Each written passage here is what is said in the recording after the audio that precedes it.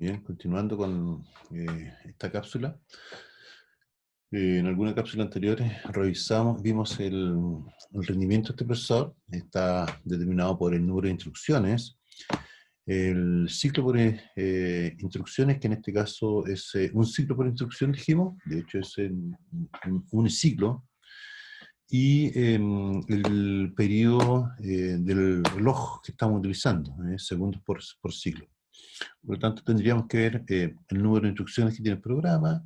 Esto es 1, y tendríamos que calcular cuál es el TC, ya de acuerdo a lo que es un circuito digital, como hemos calculado eh, en otros capítulos.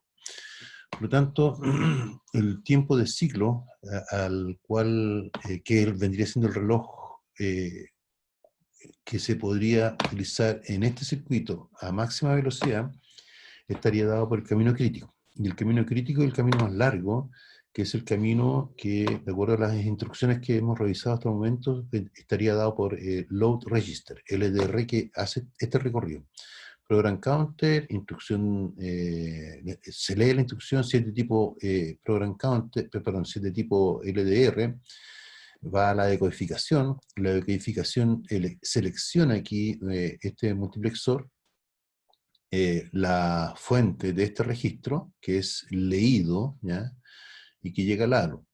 Por otro lado, puede ser un dato inmediato que entra a esta unidad de extensión, que se puede extender de acuerdo al tipo, en este caso LDR, agregándole los ceros correspondientes para completar los 32 bits, que es la otra fuente para la operación con la halo.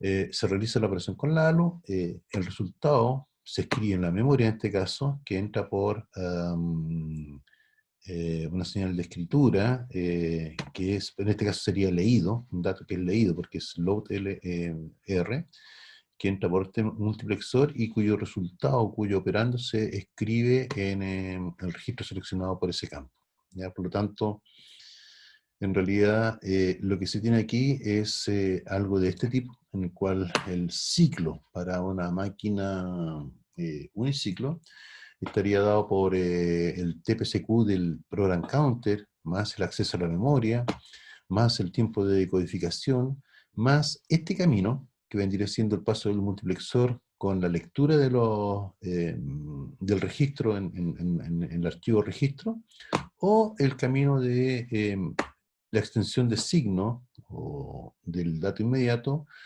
con su paso por el multiplexor. Cualquiera de estos dos caminos, el más largo, que se agrega aquí al tiempo de ciclo.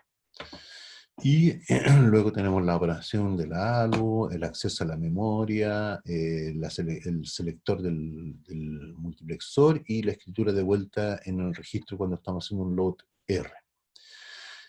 Viendo el detalle, en realidad aquí el TPCQ corresponde a la primera etapa, en donde se lee el program counter, se carga entonces la lectura de la memoria de la instrucción, que tiene un tiempo de acceso a la memoria, ¿ya? Luego se le suma el tiempo de decodificación en la unidad de control, que decodifica qué tipo de instrucción es y genera entonces las señales de control, que en este caso sería un LDR. Luego tenemos el camino por acá, TMUX, es decir, este es un camino, TMUX y lectura de este registro hacia la fuente A, o este otro camino que vendría siendo la extensión del signo que viene para acá, y el multiplexor, ¿ya? En, en la práctica, normalmente este camino es más rápido, ¿ya? Porque esto es agregarle 0 a un registro y pasar por un multiplexor. Eh, eh, Aquí también tiene un multiplexor, pero el tiempo de lectura de un registro es bastante más alto que el tiempo de agregarle ceros a un registro, ¿ya? Por lo tanto, se selecciona este camino como el camino más largo en vez de este. Continuamos entonces con que, al tenerlos operando aquí en la entrada, uno por este lado y el otro da lo mismo si es por este lado o por el otro, porque este es el camino más largo.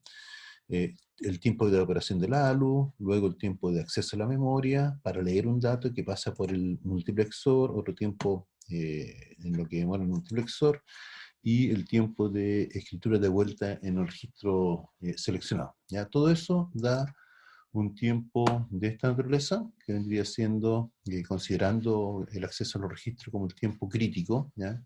El TPCQ del Program Counter, dos accesos a la memoria, que vendría siendo este y este, uno para la lectura de la instrucción, el otro para la lectura de los datos y el tiempo de codificación, el tiempo de lectura de los registros internos, la operación de la ALU, los dos TMUX, tenemos un TMUX acá y un TMUX del camino más largo, y finalmente la escritura de vuelta en el registro. Si hacemos un reemplazo de los tiempos típicos de este tipo de hardware, por ejemplo, el TPCQ es del orden de los 40 picosegundos, y así el tsetup ya serían 50, y así calculamos el tiempo de operación del reloj para este circuito sería de 840 picosegundos. Es decir, requeriríamos un reloj de esa velocidad máxima, esta es la máxima velocidad, eligiendo el camino más largo, en el cual reemplazamos los datos por datos más o menos reales. Entonces, desde cuenta que aquí el cuello de botella es el acceso a la memoria, TMEM son 200 picosegundos, bastante más que el acceso a los registros internos.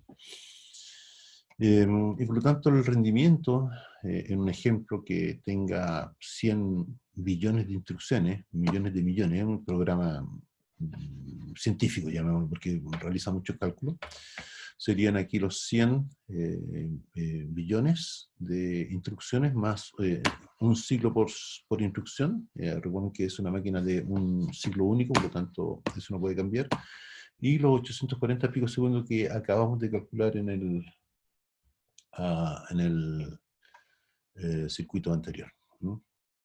De un ciclo único. ¿Ya? Por lo tanto, eso da 84 segundos. Bueno, eso es lo que tenemos con máquina de uniciclo, de un solo ciclo. Es una máquina simple. El tiempo de ciclo está limitado por la instrucción más larga, que la que acabamos de ver, que es el load R. Ya todo lo otro tendrían que usar el mismo reloj y demorar exactamente lo mismo. Tiene desventajas, como por ejemplo, tiene dos memorias, una para las instrucciones y otra para los datos, lo cual en la práctica, ok, podría ser de esa forma, pero no es real, no es realista. Y tiene tres sumadores o tres ALU, ¿ya? En realidad es un tema en que aparece un sumador acá, una ALU acá, y esos son recursos que están desperdiciados, ¿ya? Perdón. Y entonces, ¿cuál es la ventaja de usar una máquina con varios ciclos, con multiciclos? Es que se podría primero quebrar la instrucción o romperla en pasos más cortos. Al romperla en pasos más cortos, las instrucciones pueden andar más rápido, muchísimo más rápido. El hardware se puede reutilizar, por lo tanto, yo en vez de tener tres sumadores aquí o ALUs, me bastaría con un único que utilizo en diferentes etapas de la ejecución de una instrucción, y con eso yo puedo acelerar el tiempo de ciclo de mi reloj, ¿ya? Tengo un reloj más rápido, tengo instrucciones más simples, porque las instrucciones más simples pueden correr más rápido, las que ocupan un ciclo reloj usan un ciclo reloj, y las que requieren más usan más, pero como tengo que secuenciar, tal vez ahí tengo un castigo, porque tengo que agregar, recuerden como lo hicimos anteriormente, lo que tengo que hacer es romper el ciclo en ciclos más cortos, agregando registros entre medio. Ese ejemplo ya lo vimos en alguna cápsula anterior. Por lo tanto, lo que vamos a hacer ahora es lo mismo que hicimos con la máquina de un ciclo. Primero vamos a ver el data path y luego veamos las señales de control.